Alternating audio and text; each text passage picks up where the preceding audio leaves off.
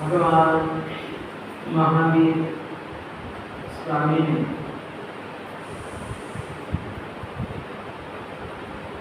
चार प्रकार के धर्मों का उपदेश दिया है। दान, शील, तप और भाव, इन चार प्रकार के धर्मों में तप को भी धर्म कहा गया कि अगर हम अहिंसा का पालन करना चाहते हैं, हिंसा से मुक्त होना चाहते हैं, तो यहाँ पर परमात्मा ने बताया इस तप का होना, तप धर्म का होना जरूरी है। ये 10वें कालिक सूत्र की प्रथम गाथा है और इस गाथा में परमात्मा ने कहा कि धम्मो मंगल मुक्ति अहिंसा संयमो तप, अर्थात धर्म उत्कृष्ट मंगल। क्या है? धर्म उत्कृष्ट मंगल है। संसार में बहुत सारे मंगल हो सकते हैं, लेकिन धर्म जैसा और कोई मंगल नहीं। यानी धर्म को छोड़कर शेष जो सारी वस्तुएं हैं, जितने भी सांसारिक वस्तुएं हैं, कहते हैं कि वो अमंगल। क्या है? अमंगल है। हमारे यहाँ पर द्रव्य मंगल और भाव मंगल, ऐसे दो प्रकार के मंगल कहे गए हैं। तो इनमें जो भाव मंगल में धर्म आता है और धर्म जैसा कोई मंगल नहीं है। धर्म से ही हमारा कल्याण होने वाला है, मंगल होने वाला है। हमारी आत्मा अजर अमर हो सकती है, हमेशा हमेशा के लिए अजर अमर हो सकती है। बाकी इस शरीर इत्यादि तो सब कुछ नाशवंत है। क्या है? नाशवंत है। कोई भी चीज सांसारिक, कोई भी चीज, कोई भी वस्तु स्थिर नहीं है, टिकने वाली नहीं है। टिकने वाला है अगर कोई है तो धर्म। क्या है? धर्म है। और कहते हैं कि धर्म के साथ यानी जो हमारा जीवात्मा जो आत्मा है वो मंगल है। क्या है? यहाँ पर कहते हैं कि आत्मा भी मंगल है और धर्म भी मंगल है। तो दोनों का संबंध हो सकता है क्योंकि यहाँ पर दोनों वस्तुएं मंगल है, धर्म भी मंगल है और आत्मा भी मंगल है। तो दोनों की दोस्ती हो सकती है। यानी हम धर्म की आराधना साधना करेंगे। क्या करेंगे? हम धर्म की आराधना साधना करेंगे। यानी मंगल रूपी आत्मा धर्म के साथ जुड़ेगा। कहाँ जुड़ेगा? धर्म के साथ जुड़ेगा, अहिंसा संयम और तप में जुड़ेगा। कहाँ जुड़ेगा? हमारी आत्मा अहिंसा संयम और तप में जुड़ेगी, धर्म के साथ जुड़ेगी। तो कहते हैं कि ऐसी आत्मा का इस लोक में और परलोक में कल्याण होता है, यानी वो सुखी होता है। और इसीलिए यहाँ पर परमात्मा ने उत्तराखंड सूत्र में भी कहा कि अप्पा चेव गमेय, अप्पा हो, यानी कि आत्मा का ही हमको दमन करना चाहिए। लेकिन परमात्मा ने कहा कि आत्मा ऐसे आसानी से दमन नहीं हो सकता, बड़ा कठिन काम है। लेकिन अगर कोई आत्मा अपने स्वयं को जीत लेता है, स्वयं को दबित कर लेता है, तो कहते हैं कि वो फिर इस लोक में और परलोक में सुखी हो जाता है।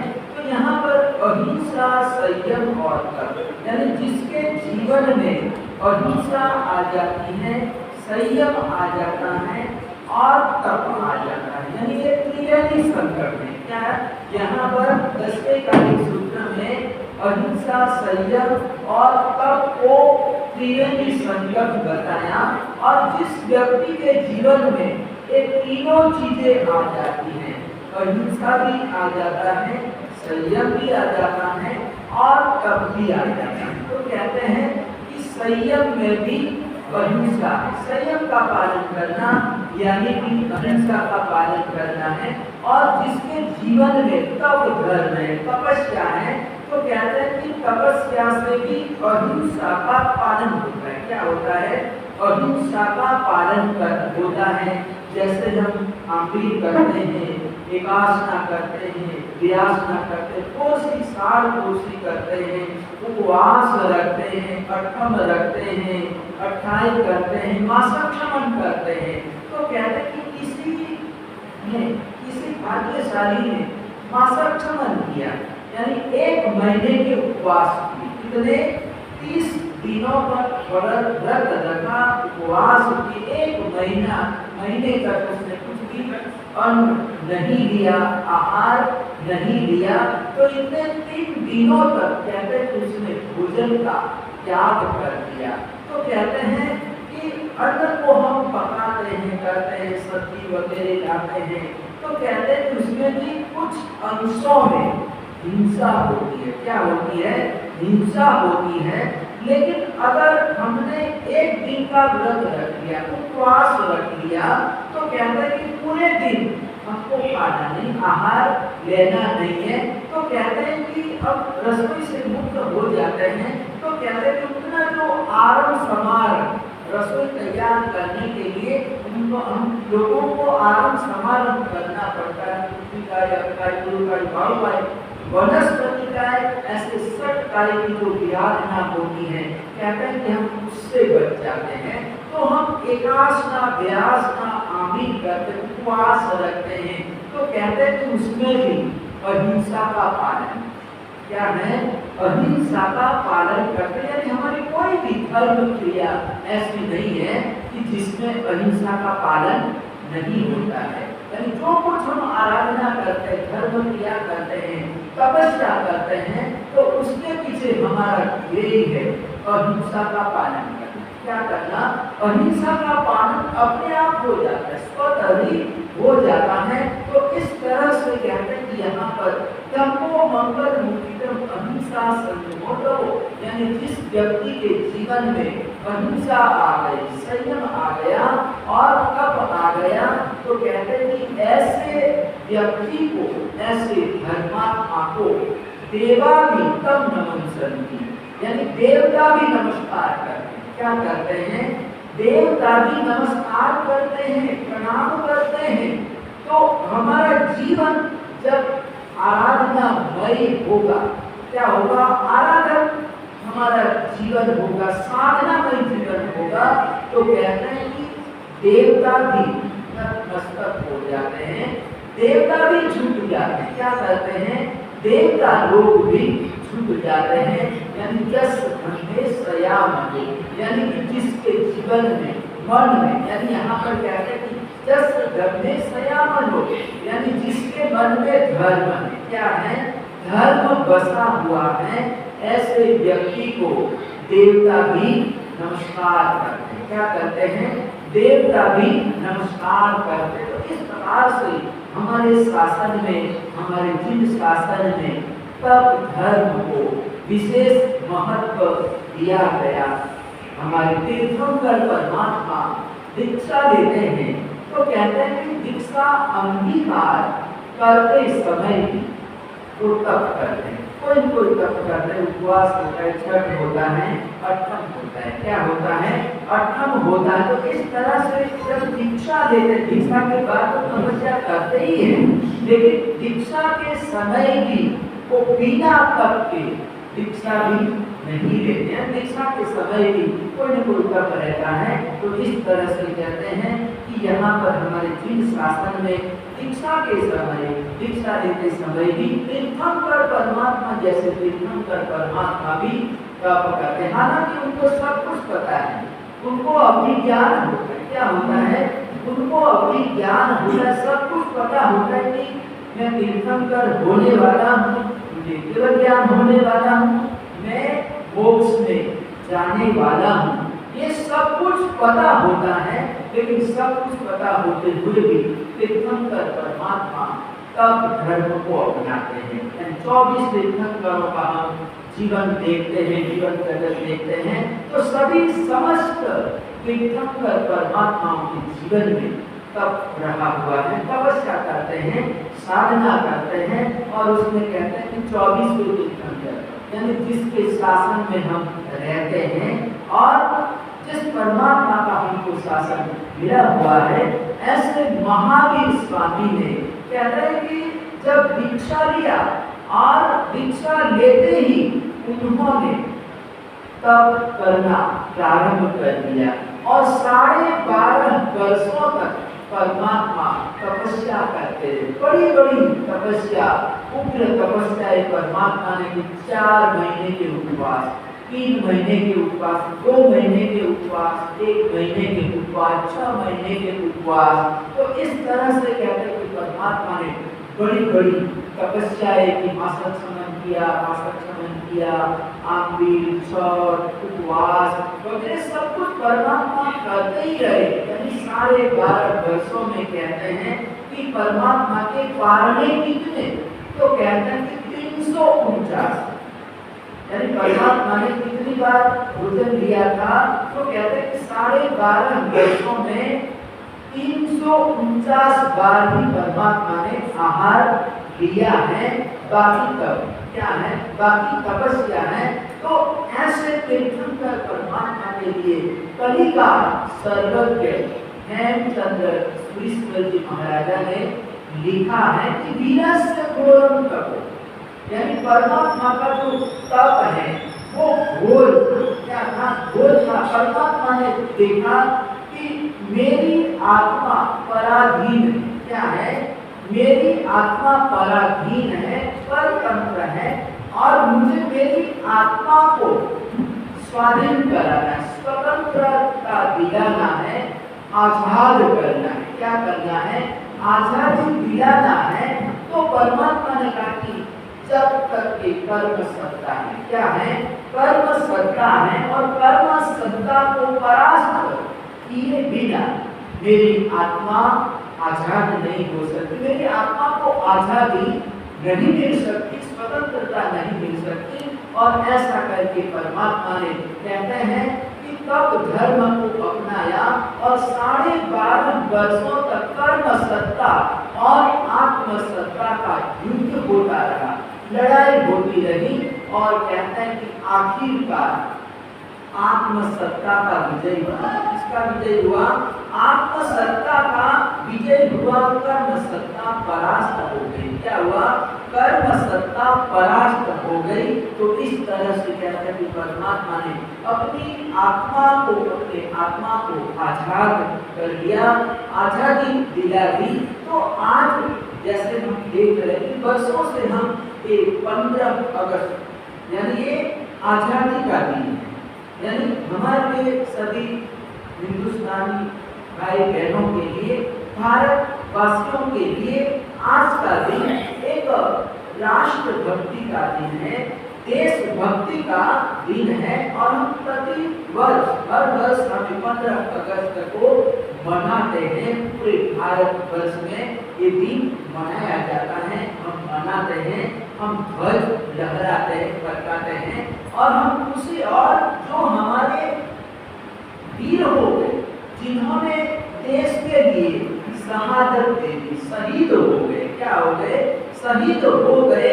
हम तो अपने घरों में रहते, आराम से रहते हैं, लेकिन जो जवान होता है, जो सैनिक होता है, वो सरहद पर रहता है। कहाँ रहता है? सरहद पर रहता है, सीमा पर रहता है। और वहां पर कहते हैं कि इतनी ठंडी, सर्दी, गर्मी सब कुछ सहन करते हुए वो रक्षा करता है, देश की रक्षा करता है। और कहते हैं कि सैनिक वहां पर खड़ा है, जवान खड़ा है, तो कहते हैं कि हम अपने घर में सुरक्षित हैं, हम आराम से बैठ सकते हैं। वरना अगर बाहर के लोग घुस गए, तो कहते हैं कि हमको जीना हराम हो जाता है, मुश्किल हो जाता है। तो कहते हैं कि ऐसे जवानों ने, अनेकों जवानों ने बलिदान दिया। क्या दिया? बलिदान दिया, शहीद हो गए। जैसे यहाँ पर आता है महात्मा गांधी ने सत्य और अहिंसा पर लड़ाई लड़ी। हमारे यहाँ पर कहते हैं कि महाराणा प्रताप, चित्तौड़गढ़, मेवाड़ का राज्य, मेवाड़ का राज्य महाराणा प्रताप को उदय सिंह के बेटे थे, सुपुत्र थे। और उनको बोला, महाराणा प्रताप को अकबर ने बोला, किसने बोला? अकबर ने बोला कि तू सरेंडर हो जा, मेरी शरण में आ जा, और तुझे मैं एक राजा बना दूंगा। क्या करूंगा? तुझे मैं एक बड़ा विशाल राज्य दे दूंगा, मेरी अधीनता में रहना, और तू राजा बना रहेगा। क्या करे? तू राजा बना रहेगा। लेकिन महाराणा प्रताप के रोग में देशभक्ति थी। क्या थी? देशभक्ति थी। वो अकबर बादशाह के सामने झुके नहीं, और कहते हैं कि उन्होंने डटकर मुकाबला किया। क्या किया? डटकर मुकाबला किया, जंगलों में चले गए। और कहते हैं कि वहां पर आहार भी, उनको खाने के लिए रोटी भी नहीं मिली। तो कहते हैं कि वो घास फूस थी, जो हरी हरी घास होती है ना, कहते हैं कि जंगल में हरी हरी घास होती है, और घास की रोटियां बना बना कर उन्होंने खाई। और उस समय वो एकदम हताश हो जाते हैं कि अब क्या करें। तो उस समय हमारा जैन श्रावक भामासा, कौन है? जैन श्रावक भामासा महाराणा प्रताप के पास जाता है और कहता है कि आपको हताश होने की कोई जरूरत नहीं है, ये मेरी धन संपत्ति है। क्या है? ये मेरे पास अन्न भंडार है, धन संपत्ति है, और ये तुम इसका सदुपयोग करो, देशभक्ति में सदुपयोग करो, आपको निराश उदास होने की जरूरत नहीं है। और कहते हैं कि महाराणा प्रताप को भामासा ने आश्वासन दिया और सब कुछ दिया, अपना तन मन धन सब कुछ दिया। और कहते हैं कि महाराणा प्रताप ने वापस अपनी सेना को खड़ा किया, सैन्य तैयार किया, और इस तरह से कहते हैं कि अपनी भूमि को आजादी दिलाई। हमारे यहाँ पर कहते हैं कि पुरुषों ने तो इस तरह से अपनी शूरवीरता पराक्रम दिखाया, शौर्य दिखाया, लेकिन कहते हैं कि हमारी जो माताएं बहनें थी वो भी कोई पीछे नहीं रही। जैसे झांसी झांसी की रानी, उन्होंने पीरतियों को, अंग्रेजों को बोला कि कुछ भी हो जाए लेकिन मैं अपनी झांसी नहीं दूंगी। क्या मैं अपनी झांसी नहीं दूंगी। और उन्होंने अंग्रेजों के सामने लोहा दिया। क्या दिया? लोहा दिया। तो इस तरह से कहते हैं कि हमारी बहनों ने भी एक स्वतंत्रता संग्राम में भाग लिया और पूरे देश को जगाया। क्या किया? पूरे देश को जगाया। उन्होंने अपने आत्मा बलिदान दे दिया, प्राण न्यौछावर कर दिए। तो आज का जो दिन है आजादी का दिन है। और आज के दिन हमको ऐसे जो हमारे वीर लोग हैं, ऐसे वीर लोगों का याद करने का, स्मरण करने का ये आज का दिन है। तो हमारा देश आजाद हुआ 1947 में, हमको आजादी मिली। और इस तरह से कहते हैं कि 75 के ऊपर लगभग हमारे वर्ष होने आए हैं। तो इस तरह से कहते हैं कि हमारे देश में कहते हैं कि यहाँ ये देश ने बहुत कुछ झेला है, बहुत कुछ सहन किया। क्या किया है? बहुत कुछ सहन किया है। क्योंकि यहाँ पर समय समय पर सत्ता तख्ता पलटता। क्या है? जो ये तख्ता है वो तख्ता पलटता रहा है, चेंज होता रहा है। और उसका जो खामियाजा है वो जनता को भुगतना, इसको भुगतना पड़ा, जनता को सहन करना पड़ा। मुगल सत्ता आई और मुगल सत्ता के बाद अंग्रेज आए। उन्होंने सूत्र दिया कि फूट डालो और राज करो। इनका सूत्र था फूट डालो और राज करो। यानी एक सिर्फ मात्र व्यापार के बढ़ने से आए। ये लोग जब यहाँ पर आए, भारत में आए, तो व्यापार के बहाने आए, व्यापारी बनकर आए। और कहते हैं 100 वर्षों तक हमारे पर राज किया, जुल्म किया। क्या किया? जुल्म किया। ये तो हमारे लोग जागृत हुए और कहते हैं बहुत सारे नेता लोग सामने आए, हिंदू मुस्लिम सब मिलकर कंधे मिलाकर अंग्रेजों का डटकर सामना किया, मुकाबला किया। और इस तरह से कहते हैं कि अंग्रेज लोगों को आखिर छोड़ना पड़ा, भारत छोड़ना पड़ा। लेकिन जाते जाते उन्होंने ऐसी लकीरें खींच दी कि जिसका भुगतान अभी भी हम लोग कर रहे हैं। क्या कर रहे हैं? तो वर्तमान समय में जो परिस्थितियां बनी क्या है, उसके पीछे कहते हैं कि ये अंग्रेज सत्ता है। तो जब गए, छोड़कर गए, तो भी कहते हैं कि उन्होंने इस तरह से सीमा बनाई। भारत का नक्शा देखो कैसा, भारत का आप हिंदुस्तान का नक्शा देखो तो देखने वाले को अच्छा नहीं लगेगा, टेढ़ा मेढ़ा। क्या है? ये जो नक्शा है वो एकदम टेढ़ा मेढ़ा है। और एक नक्शे में कहते हैं कि नेपाल की सीमा है, भूटान की सीमा है, चीन की सीमा है। क्या है? चीन की सीमा है। यानी उन्होंने ठीक है हम जा रहे हैं, लेकिन तुम डरते रहना। क्या करना? हम जा रहे, छोड़ के जा रहे, लेकिन तुम डरते रहना। तो सीमा की रेखा जो खींचने वाले थे वो हमारे लोग नहीं, यहाँ के लोग नहीं थे। उन्होंने तो जाते जाते सीमा भी बना के गए। और कहते कि आज भी हम आपस में लड़ रहे। क्या कर रहे हैं? आज भी हम अशांत है। तो जाते जाते उन्होंने ये पाकिस्तान बना दिया। क्या बना दिया? पाकिस्तान बना दिया, अलग देश बना दिया।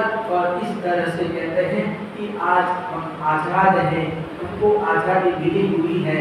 लेकिन आज भी ऐसा माहौल बना हुआ है कि पूरे विश्व, यानी हम यहाँ की बात नहीं कर रहे हैं, पूरे विश्व में कहते हैं कि यूक्रेन, रूस वगैरह 2-3 वर्षों से लड़ रहे हैं। उनकी लड़ाई, उनका जो युद्ध है वो अभी भी जारी है। क्या है?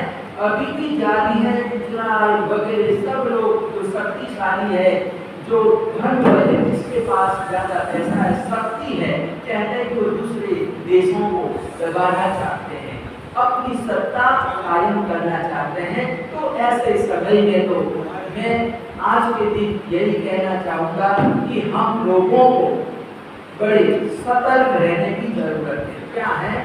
सतर्क रहने की जरूरत है, सजग रहने की जरूरत है कि कहीं पर और यहाँ पर गर्व के साथ न हो जाए। तो इस तरह से हमारे आदरणीय ऐसे सम्माननीय प्रधानमंत्री बड़ा प्रधान श्रीमान नरेंद्र मोदी ने भी यही कहा है कि जैसा माहौल बन रहा है, क्या है माहौल बन रहा है, और माहौल को देखते हुए हम सभी लोगों को सतर्क होना, क्या है सतर्क हो जाना है, सजग हो जाना है। तो आज 10:30 बज रहे हैं, मेरा पालना भी है, तो पालने के उपलक्ष्य में आप सब लोग आए हैं। यानी मेरे वर्तमान तक की 54 और मैंने आगे किए, कंटिन्यू जिसमें आगे करना होता है और ऊपर एक उपवास आता है। इस प्रकार से ये जो तप है, ये तप का नाम है वर्धमान तप। कौन सा तप है? वर्धमान तप की ओर इसको बोला जाता है। यानी इसमें बढ़ते जाना, क्या करना है? बढ़ते जाना है। धीरे धीरे एक आमृत किया, फिर उपवास किया, 2 आमृत किए, फिर उपवास, 3 आमृत, फिर उपवास, 4 आमृत, फिर उपवास, 5 आमृत, फिर उपवास। तो इस प्रकार से 30 दिन का ये तप होता है। यानी जब हम प्रारंभ करते हैं तो कहते हैं कि 30 दिन तक हमको करना पड़ता है, उसमें 15 नामी और 5 उपवास करने होते। तो इस प्रकार से हमने एक तरह से मकान बनाने के लिए नींव डाली, क्या किया है? नींव को रख दिया है। अब हमको मकान खड़ा करना है, तैयार करना है। तो ये नींव डलवाने वाले हमारे परम कारण ऐसे गुरुदेव परमार शक्तिधारक आचार्य भगवत इंद्रवीन सुरेश्वर जी महाराजा की परम पावन प्रेरणा। तो उन्होंने मेरे को हस्तिनापुर तीर्थ में बोला, चातुर्मास चल रहा था और उस समय गुरुदेव की होली चल रही थी, आमिर चल रहे थे। तो गुरुदेव के 20 दिन बाकी, गुरुदेव ने मेरे को बोला कि तू भी एक आमली वर्धमान तक की होली का पाया डाल, मेरे 20 दिन बाकी हैं, तो फिर अपन दोनों का पालना साथ में आ जाएगा, हम दोनों साथ में पालना करेंगे। तो गुरुदेव के कहने से, प्रेरणा से, उनकी कृपा से, आशीर्वाद से मैंने गुरुदेव के साथ आमिर किया, उपवास, आमिर उपवास, इस तरह से मैंने 20 दिनों का किया। और फिर मतलब बाद में मतलब वर्षों तक मेरे से हुआ नहीं। फिर मतलब गुरुदेव ने कहा कि तुम योगोद्वहन कर, यानी साधु साधियों को योगोद्वहन करना होता है। आचार्य, उत्तराज्ञम, कल्पसूत्र, महानिषि, क्या का धर्म कथा, भगवती सूत्र, ऐसे आगमों का, इन आगमों का अध्ययन करने के लिए तपस्या करनी होती है। तो हम योगोद्वहन में शास्त्र अध्ययन करने के लिए योगोद्वहन में शास्त्र की तपस्या में हम लग गए। तो फिर आप भी नहीं कर पाए, क्योंकि एक ही कोई भी एक ही तप हो सकता है। तो कुछ वर्ष ऐसे ही गुजर गए। फिर जब मेरी ये तपस्या पूरी हो गई और जब भी मेरे को बीच में कभी समय मिलता तो मैं कर लेता था। जैसे वर्ष में होली आती है, 9 तक की होली आती है, तो मैं वर्ष में इस तरह से होली कर लेता था। तो इस प्रकार से धीरे धीरे बढ़ते हुए मैं यहाँ तक पहुँचा। होशियारपुर में मेरा चातुर्मास हुआ, तो होशियारपुर चातुर्मास में भी मैंने होली किया था। और उसके बाद जलंधर हुआ, जलंधर में बरसी तक था, तो मेरी होली नहीं हो पाई। लेकिन चंडीगढ़ चातुर्मास किया, तो चंडीगढ़ में मैंने 2 होली की, लगातार 2 होली की। और फिर अम्बाला आए, तो अम्बाला में मेरे को 2-3 महीने रुकना था। साथ ही महाराज योगोद्वहन वगैरह चल रहे थे, तो वहाँ पर भी मैंने एक होली कर दी, होली कर दी। और इस प्रकार से होली का पालना करके मैंने बिहार किया, अपना पटियाला, समाना, रायपुर, मलेरकोटा होते लुधियाना आए। और लुधियाना से मुझे जलंधर, होशियारपुर भी जाना था। हमारे परम गुरु सुदर्शन जी कड़ा वाले मेरे को मिलने भी आए, लुधियाना मिलने के लिए भी आए। लेकिन मैंने उनको बोला कि अब मेरे पास टाइम थोड़ा सा कम है, गर्मी के दिन है, मुझे आगरा पहुंचना है। तो अब मैं यहाँ से वापस लुधियाना से मैं रिटर्न हो जाता हूँ और ऐसा करके मैं अम्बाला होते हुए तीर्थों की यात्रा करते हुए हम आगे बढ़े। कपिल से आगे बढ़े तो 21 जून को मैंने मन बनाया कि आगरा नक्षत्र यानी उस दिन आम का त्याग हो जाता है। क्या हो जाता है? आम का त्याग हो जाता है। तो मैंने 21 जून से वापस एक ओली दी, 54 भी ओली दी और मैंने सोचा कि परिश्रम से पहले हो जाएगी तो फिर मैं दूसरी ओली भी कर सकता हूँ। ऐसा करके मैंने रास्ते में ही ओली चालू कर दी थी। जैसे छोटे महाराज बाली मुनि ने कहा कि महाराज जी अपने पास आमलीन का कोई सामान नहीं है, क्या आप रुक जाओ, पहुँच के कर लेना, यानी आगरा पहुँच के चालू करना। लेकिन मैंने रास्ते में ही चालू कर दिया और इस प्रकार से आज यहाँ पर सभी के साथ सहयोग, सकल श्री संगत माताओं बहनों का और सभी के साथ सहयोग से, क्योंकि ये तप भी होता है तो कहते कि तप में भी अपने सभी साथी संगियों का साथ सहयोग होता है, तभी कहते हैं कि तपस्वी तप कर पाता है। तो जो आज का दिन पारने का दिन है, शुभ दिन है और ये पारने का जो अनुपम नाम है वो हमारे श्री संघ के प्रधान जी सुरेश भाई, इनको हम हैप्पी बोलते हैं। क्या बोलते हैं? हम हैप्पी बोलते हैं। उन्होंने लाभ लिया है और ये लाभ लेने की उनके जो भावना है हमारी शादी का मंजू जी है, उनकी भावना थी कि मुझे ये पालने का लाभ लेना, मुझे महाराज जी को गौराना है। क्या करना है? मुझे महाराज जी को गौराना है कि हालांकि अभी इस समय इतना स्वास्थ्य साथ भी नहीं दे रहा है, लेकिन फिर भी धर्म भावना देवगुरु धर्म के प्रति उनकी बड़ी अटूट आस्था है, धर्म भावना है। और सुरेश जी को भी उन्होंने कह दिया कि मेरी चिंता मत करो, महाराज जी चौमासे के लिए आए हैं तो महाराज जी को पूरा टाइम दो। क्या दो? महाराज जी को पूरा टाइम दो और महाराज जी को कोई किसी तरह की कोई कमी नहीं रहनी चाहिए। तो इस प्रकार से हमारे प्रधान जी ने ये पालने का लाभ किया और सकल श्री संघ का इसमें योगदान है कि मेरी तपस्या पूर्ण हुई। तो पालने के अवसर पर हमारे परम गुरु भक्त सुदर्शन जी, दोनों भाई बंधु बेटी, पूरे परिवार के साथ, छोटे छोटे नन्हे मुन्ने बच्चे, सारिकाएं, सब लोग पूरा परिवार पहुंचा है। तो ये होशियारपुर भी एक हमारा ऐतिहासिक क्या है? होशियारपुर एक ऐतिहासिक नगर है। जब जंगम युग प्रधान आचार्य भगवत विद्यानंद सुरेश्वर जी महाराजा मौजूद थे। क्या थे? मौजूद थे। तो उनकी मौजूदगी में हयाती में प्रतिष्ठा हुई, मंदिर की प्रतिष्ठा हुई थी और वहां पर भी वासु पूज्य भगवान मूल नायक वासु पूज्य भगवान है। 200 वर्षों में हो गए। पूरे पंजाब में आपको ऐसा स्वर्ण मंदिर नहीं मिलेगा, नहीं ऐतिहासिक नगर है। और प्रतिष्ठा के समय 28 साधु थे। कितने? 28 साधु थे। और उस समय के हमारे लाला गुज्जर कौन थे? गुज्जर मल जी श्रावक थे और कहते हैं दूसरे मल जी, यानी वो पूरे पंजाब होशियारपुर के तो मुखिया थे ही थे, लेकिन उस समय उनको पूरे पंजाब का मुखिया माना जाता था गुज्जर मल जी को। इसको गुज्जर मल जी को एक बार पंजाब केसरी आचार्य भगवत विजय वल्लभ सुरेश्वर जी महाराजा राजस्थान से ये हनुमानगढ़ होते हुए पंजाब की ओर पधारे थे।